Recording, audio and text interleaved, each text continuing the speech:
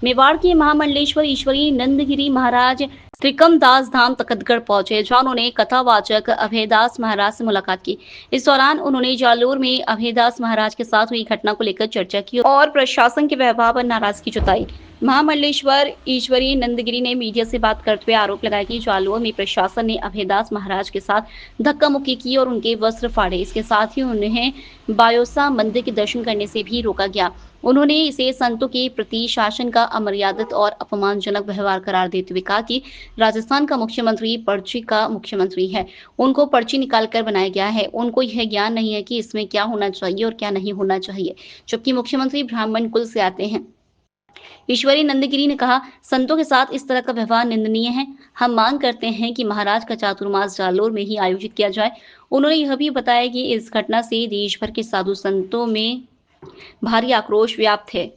तखतगढ़ पहुंचने पर सोनी समाज एवं नगरवासियों ने महामंडलेश्वर ईश्वरी नंदगिरी का जोशीला स्वागत किया। इस अवसर पर उन्होंने जन समूह को संबोधित करते हुए कहा, भारत में सनातन धर्म को योजनाबद्ध तरीके से कमजोर किया जा रहा है।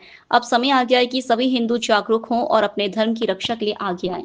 मंत्री को लेकर ही बोलती हूँ, वो पर्ची का मुख्यमंत्री है, पर्ची खोलकर बनाए हुआ, उनको कुछ भी ये मतलब नहीं है कि ज्ञात के क्या होना चाहिए क्या नहीं होना चाहिए, जबकि वो ब्राह्मण कुल से आते हैं। उनको पता होना चाहिए, चाहे कितनी भी बड़ी समस्या हो जाए, कितना भी बड़ा वाद विवाद हो जाए, संत को ऐसे वहां से निकालकर उनके आश्रम पे नहीं भेजना चाहिए। हाँ, कोई वाद विवाद हो गया है, बातें तो हो ही जाती है, क्यों नहीं होती है। जब सरकार बनती है तब कितनी बड़ी बड़ी पॉलिटिक्स होती है, बाड़ाबंदी होती है, क्या क्या बंदियां होती है। पर अगर ऐसी बात हो गई थी तो मामला शांत होना चाहिए था, ना कि इसको और सरकार की तरफ से बढ़ाना चाहिए था, प्रशासन की तरफ से बढ़ाना चाहिए था। राजस्थान सरकार के कैबिनेट मंत्री जाकर उनको अनशन भी तोड़ाया था, बात भी बनी थी, लेकिन बाद में प्रशासन की तरफ से कुछ गलतफहमी होने के कारण धक्का मुक्की की गई और उनके वस्त्र फाड़े गए, तो ये संत समाज स्वीकार नहीं करेगा।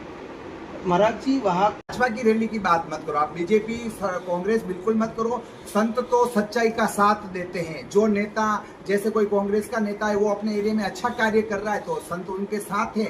अगर कोई बीजेपी का नेता अच्छा कार्य कर रहा है तो संत उनके साथ है। हम तो चाहते अच्छा व्यक्ति जीत कर आगे आए और समाज का कल्याण करे, शहर का कल्याण करे।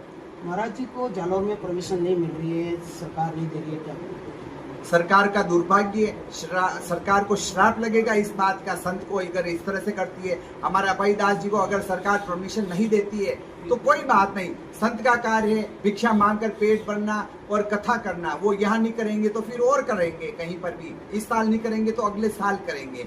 पर संत का कार्य यही है, सरस्वती के भंडार की बड़ी अपूर्व बात है, जो खर्चे त्यो बड़े बिन खर्चे घटी जात। अभयदास जी के अंदर सरस्वती का ज्ञान बहुत भरा हुआ है, वो अपने मुख से इसका ज्ञान का प्रचार प्रसार कर रहे हैं, सनातन का प्रचार प्रसार कर रहे हैं। जो अज्ञान है, जो मूर्ख है, उनको घुणी कर रहे हैं वो कथा करके।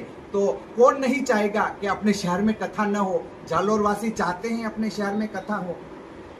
अभी आप सब महाराज जी का कोई अगला कदम कुछ नहीं है। महाराज जी बहुत शांत स्वभाव के हैं और महाराज जी जनता से, सभी संतों से बहुत प्रेम करते हैं। वो नहीं चाहते कि हमारे राजस्थान के सनातनी दो हिस्सों में बटे। उनका कार्य सनातन को जोड़ना, लोगों को जोड़ना, तोड़ने का कार्य उनका नहीं है। और संत को वो देवता स्वरूप मानते हैं। हम आए हैं, मुझे भी बहुत आदर सम्मान दिया है। हम तो यही कहते हैं कि जो भी जालोर में दो भाग में अगर बढ़ रहे हैं लोग तो वो गलत है, ये अपनी ही हानि है। धीरेन्द्र कृष्ण शास्त्री ने कहा था, हम सब हिंदू भाई भाई है, और यहाँ तो एक ही शहर में, एक ही गांव में अपन दो भागों में बट रहे हैं। तो इस देश को अपन विश्व गुरु कैसे बनाएंगे? इस देश को अपन हिंदू सनातनी देश कैसे बनाएंगे? इस देश को अपन हिंदू राष्ट्र कैसे? बहुत अच्छी बात है, कोई बात नहीं। पर उन्होंने मंदिर के दर्शन भी करवाए, पर महाराज जी को भी ये पता नहीं था कि वहां से दर्शन करने के बाद में वो वहां पर आएंगे या इनको वहां से निकाल दिया जाएगा, वापिस तखतगढ़ के लिए रवाना कर दिया जाएगा। ये महाराज जी को नहीं पता था। महाराज जी तो दर्शन करने गए थे, महाराज जी ने देखा कि सब मामला शांत हो गया है। पर किसको क्या पता था कि ये ऐसी राजनीति कर रहे, जो चुनाव में जैसी राजनीति करते वैसी संतों के साथ में भी राजनीति कर रहे हैं। अगला कदम महाराज जी का क्या रहेगा? आप बात कर आए उनसे? बिल्कुल, इसमें कोई उन्होंने ऐसी बात नहीं करी है। उन्होंने तो यही बात करी है कि जैसे कोई अपने पास में जगह खाली है, अगर कोई वहाँ घर बना ले बिगर परमिशन या बिगर कुछ अनुमति के खाली जगह पे, तो ये गलत है। तो महाराज जी ने यही कहा है कि अपने जो बायुसा मंदिर है बायुसा माता का, तो वहाँ पर अवैध मजार बनी हुई है, तो ये गलत है। अगर उनकी जमीन होती है, उनकी वास्तव में वहाँ कोई हो तो वो बनाए, किसने रोका है? वहाँ के संतों का और नगरवासियों का कहना है महाराज जी कथावाचक भी है और एक बहुत ही दिव्य परम पूज्य संत भी है, क्योंकि हम जहाँ जहाँ जाते हैं संतों के प्रोग्राम में, वहाँ महाराज जी हमें मिलते हैं। और महाराज जी बहुत ही कम आयु में अपना घर त्याग कर संत की दीक्षा ली है और बहुत ही आदरणीय दिव्य संत है, उनका आशीर्वाद भी सबको लेना चाहिए। आप महाराज जी से मिलकर आए, अभी क्या जालौर में वो चातुर्मास करेंगे? जी, चतुर्मास तो जालोर में करना ही पड़ेगा, क्योंकि चतुर्मास कभी खंडित नहीं होता।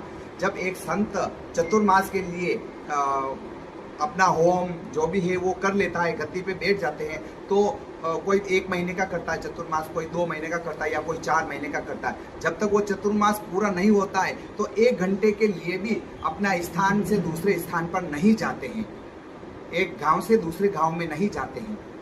सत्य बात है ये। और अगर वास्तव में सनातन जिंदा है, वास्तव में हिंदुत्व जिंदा है, तो एक संत का ऐसे चतुर्मास खंडित नहीं होना चाहिए। और खंडित करते हैं इसका अर्थ ये एक सब दिखावा चल रहा है देश दुनिया में। लगातार महाराज जी मुख्यमंत्री के ऊपर भी टिप्पणियां कर रहे हैं, तो क्या फिलहाल इस बुलेटिन में इतना ही। आप बने रहिए आई न्यूज़ 18 के साथ। नमस्कार।